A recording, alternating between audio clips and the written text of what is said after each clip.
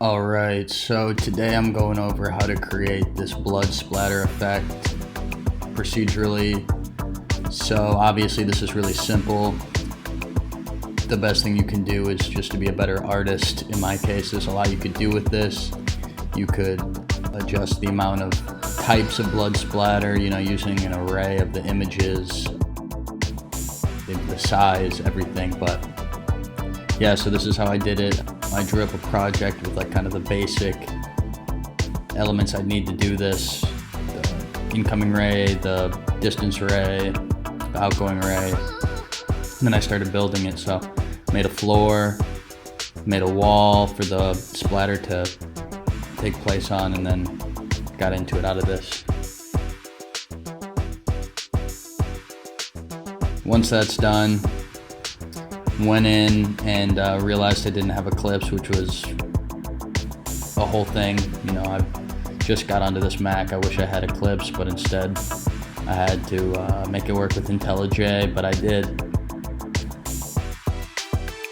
Actually kind of nice to not have all that autocomplete stuff going on, but yeah, so I made this little hit marker just to be able to see where the click was taking place.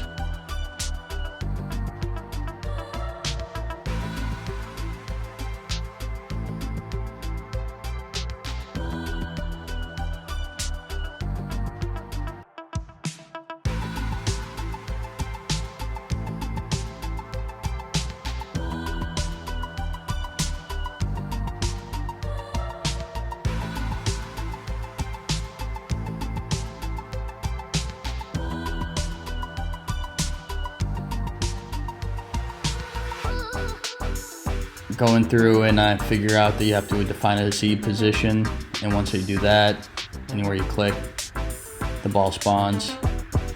And now just make it closer to the camera, so reduce the Z depth. And I just made an inspector variable so I could go ahead and change it, and then decide on a depth that I like to project the ray from. Yeah, that looks about good. Alright, now obviously I can't have it holding each position. Just want it to be one position that is updated each time, and then there we go. So there's a little ray. You can see the ray starting to shoot out of the ball.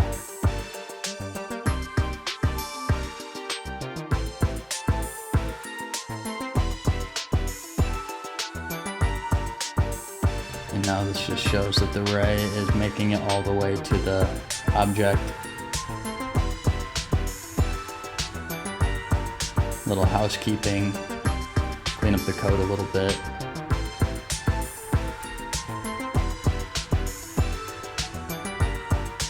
Yeah, so now there's just one ball, it follows where you click, and the ray shoots from the ball. I'm gonna get rid of the ball. The ball's just a placeholder. I'm using it from the camera point of view. You can do it straight from the viewport.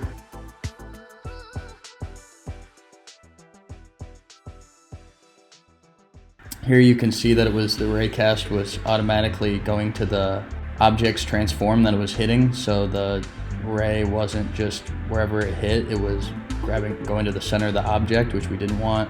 Want it to be wherever it actually hits on the object, so right here it fixes that. Wherever the ray hits is the hit point, that's where it's going to.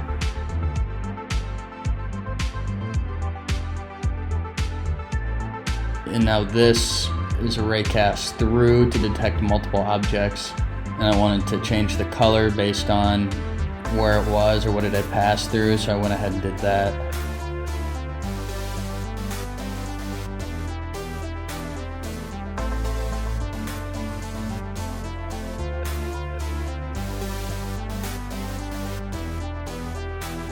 An array of hits, like a raycast all, they don't come in sorted order, so you have to sort that, which is something I didn't know.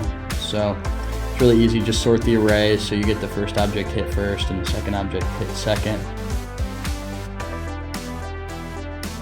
Yeah, so you can see I'm getting all the correct points that I need, and just using little markers to identify this.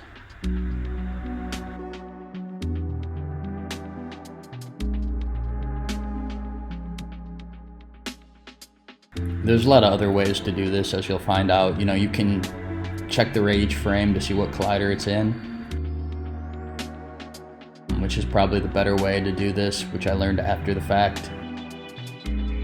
What I'm doing is I'm casting a ray to the wall and then casting a ray back from the point on the wall to the character to create the splatter point.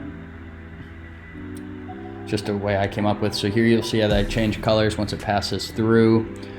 This is just a visual representation. You can see the yellow represents the depth, the red represents once it leaves the character, and it makes it really easy to tell what's going on. So I'm pretty proud of this. It was exactly what I had drawn up, and it's what I wanted it to do.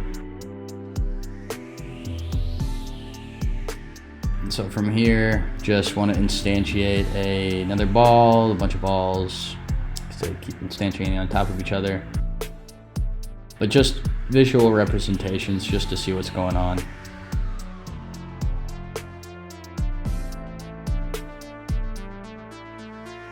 There you go. So that's the ray being projected back at the point that it came out of the character.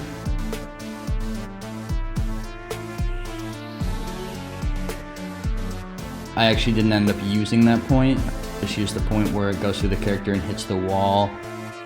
Checked if that was true, if it actually went through the character, and if it did, then the splatter point would be in a radius around where it hit the wall. So I made this splatter point, and being a good artist is obviously step one. I made one basic blood splatter and used a decal to project it onto the wall, which was super simple. I thought this would be a whole thing, but this was the easiest part of the whole thing.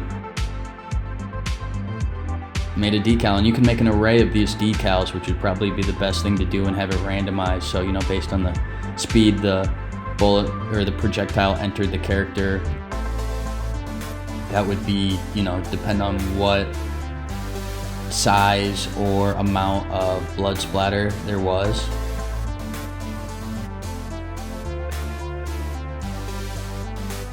Should be a really easy way to enhance this.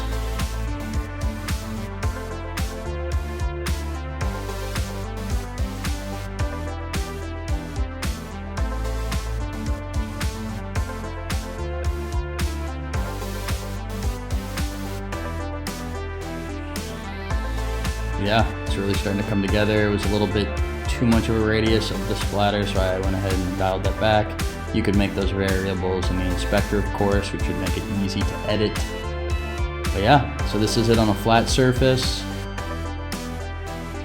Click and shoot, click to shoot, and that's the splatter. Once you take it from a flat surface, this works onto, you know, staggered surfaces as well, or any different type of background, and you could have a fall off distance so it didn't, you know, you got smaller depending on how far back it went. But this is just a cool way to have a splatter in a background. Thanks for watching.